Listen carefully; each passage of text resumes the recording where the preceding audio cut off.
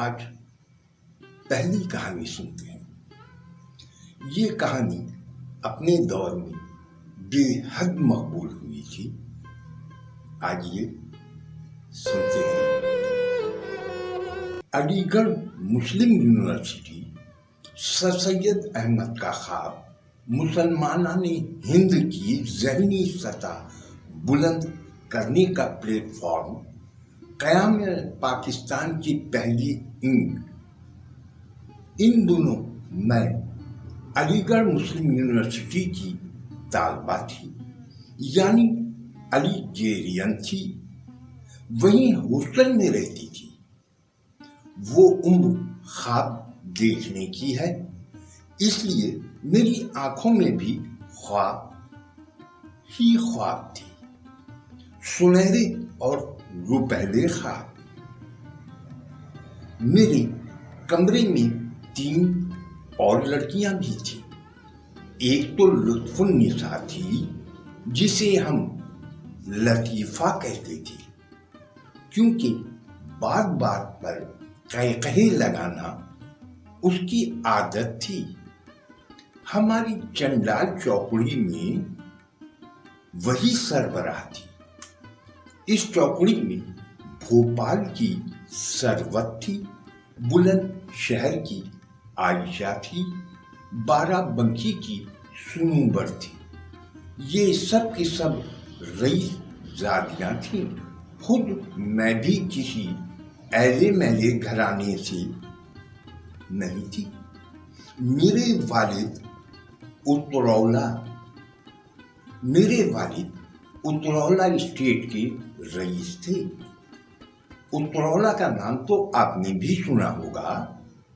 کہنے کو تو وہ بہت چھوٹی سی ریاست تھی، مگر سادات کی بستی تھی، اس لیے اہمیت رکھتی تھی۔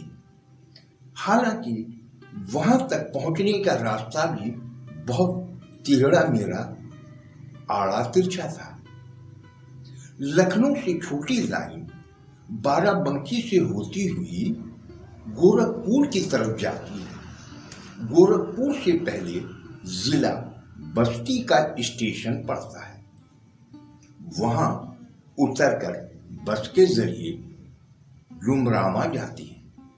ڈمرامہ میں سادات کی ایک مشہور بستی ہے، جسے ہلور کہتے ہیں۔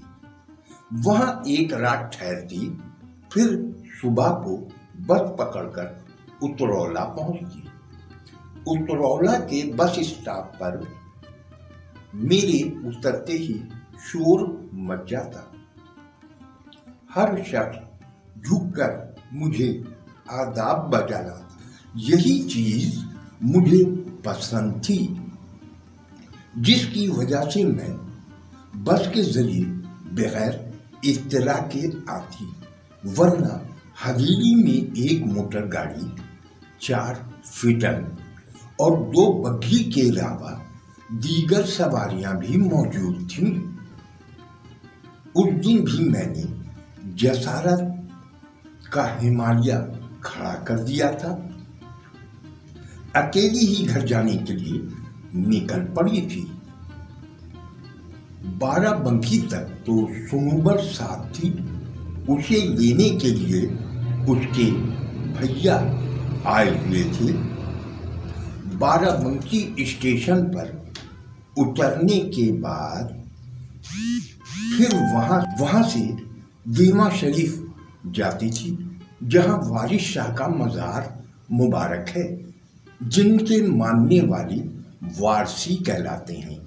دیوا شریف سے 2 راستے نکلتے ہیں، ایک تو بلہیرہ اسٹیٹ کو جاتا ہے اور دوسرا قصبہ کرسی کو۔ جہاں کی بے وقوف مشہور ہے، ایسا ہی علاقہ ہے کرسی، مگر بعد میں اسی کرسی کے کئی آدمیوں نے بڑا نام پیدا کیا۔ سیاست میں ایک بڑا نام رفیع احمد قیدوائی کا بھی ہے، یہ بھی اسی کرسی کے تھے، اور سنوبر بھی کرسی کی تھی، اور بارہ بنکی تک ہمارے ساتھ آتی تھی۔ بارہ بنکی کے کئی اسٹیشنوں کے بعد بستی کا اسٹیشن آتا تھا۔ میں جب بستی اسٹیشن پر اتری تو شام کا سایہ گھیرایا تھا۔ وہاں سے سائیکل رکشہ پر بس اسٹینڈ پہنچی اور وہاں سے بس کے ذریعے ڈمرامہ کے لیے چل پڑی۔ ڈمرامہ سے کچھ آگے ہلور میں اتر پڑی۔ کہنے کو یہ بہت بڑا گاؤں ہے، یہاں کے لوگ تعلیم میں بہت آگے ہیں، اسی لیے اس گاؤں کا بڑا شہرا ہے، بہت نام ہے۔ سڑک سے اتر کر میں گاؤں جانے والی پگڈنڈی پر چل پڑی۔ رات ہونے پر بھی مجھے ڈر نہ لگا، کیونکہ لوگ آ جا رہے تھے جو مجھے حیرت سے دیکھ رہے تھے، کیونکہ اس دور میں کسی عورت کا اکیلے گھر سے نکلنا تعجب خیز بات تھی، مگر میں علی گیرین تھی۔ ہماری سینئر عصمت چغتائی، سریہ آپا جیسی قائدین تھی، جنہوں نے اس دور میں عورتوں کے حوصلے کا پرچم بلند کر رکھا تھا۔ یوں بھی علی گڑھ کی طالبات حوصلے کا پہاڑ کہلاتی تھی۔ میں آگے ہی آگے بڑھ رہی تھی کہ یکایک اچھل پڑی۔ وہ ایک بڑا سا کافی پرانا جھماڑ پیپل کا پیڑ تھا۔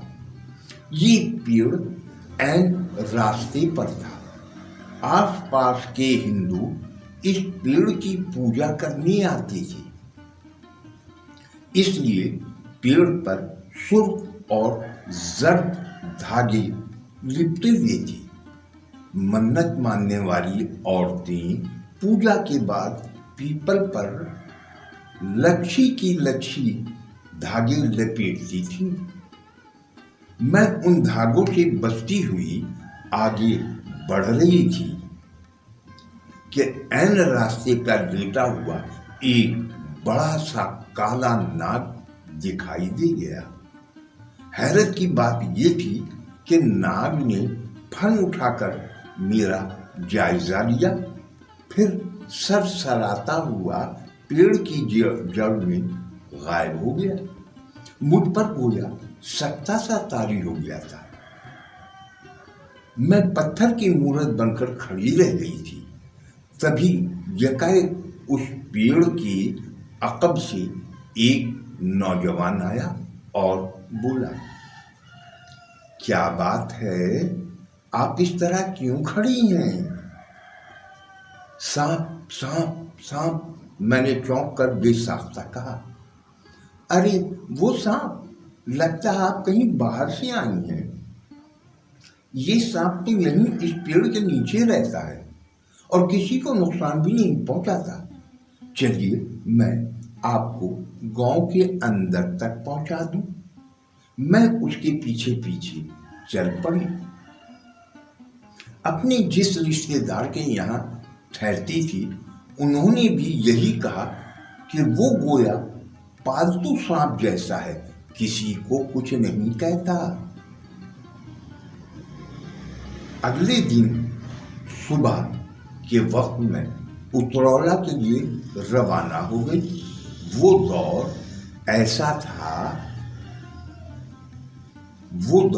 ایسا نہیں تھا جیسا آج ہے، اور نہ عورتوں کو اتنی آزادی تھی جتنی آج ہے، مگر مجھے ابا جان کی شہ ملی ہوئی تھی۔ پھر میں علی گیرین تھی، اس لیے اتنی بہادری سے اکیلے آنا جانا کر لیتی۔ میرے ابا جان نئے خیالات کے تھے، اسی لیے میری اس جسارت کو درگزر کر دیتے، کیونکہ انہوں نے بھی علی گڑھ پھر ولایت سے ڈگری لی تھی۔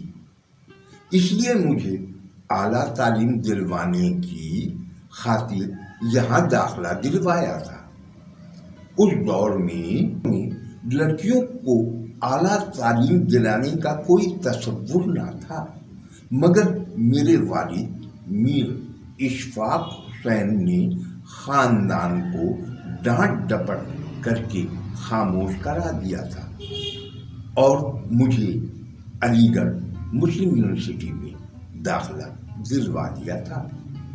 آپ تو جانتے ہیں کہ یہ عمر بہکنے والی ہوتی ہے، مگر میں نے خود کو روک رکھا تھا۔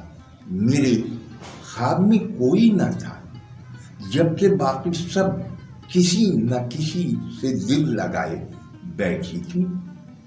لطف النساء کی تو منگنی بھی ہو چکی تھی اور اس کا منگیتر بھی اسی یونیورسٹی میں زیر تعلیم تھا اور اکثر لطف النساء سے ملنے آتا رہتا تھا۔ یہ ملن پوائنٹ ہاسٹل کا پچھواڑا تھا۔ کہتے ہیں نا کہ جتنا بھی بند باندھ ہو، پانی بہنے کا راستہ تلاش کر ہی لیتا ہے۔ وہ دونوں بھی چوکیدار کو دھوکہ دے کر مل لیا کرتے تھے۔ جب تک لطف النساء باہر رہتی، وارڈن کو دھوکہ دینے کے لیے ہم سب کمرے کی لائٹ بجھائے سونے کی اداکاری کر رہے ہوتی، تاکہ اگر وہ موٹی وارڈن آ جائے تو ہمیں بے خبر سوتا دیکھ کر مطمئن ہو جائے۔ لیکن لطف النساء جیسے ہی لوٹ آئی، ہم سب رضائی پھینک کر اٹھ بیٹھتے اور چھیڑ چھیڑ کر اس سے وہ باتیں پوچھتے جو ان کے درمیان ہوئی تھی، بلکہ پوچھتے کم اور اپنی طرف سے زیادہ کہتے۔ ثروت جملے بنانے میں ماہر تھی۔ ایسے جملے بنا کر لطف النساء کے منگیتر عارف سے منسوب کرتی کہ ہم سب لوٹ پوٹ ہو جاتے۔ ہاسٹل ہو یا گھر، جہاں بھی 4 لوگ رہا کرتے ہیں، وہاں 2-4 کہانیاں بھی جنم لے لیتی ہیں، رقابتیں بھی پنپتی ہیں۔ ہاسٹل میں ہم سے بیر رکھنے والی لڑکیاں بھی تھیں۔ کسی طرح ان کو خبر ہو گئی کہ لطف النساء ہر روز کسی سے ملنے جاتی ہے، بس ان لوگوں نے انہیں پکڑوانے کی سازش تیار کر لی۔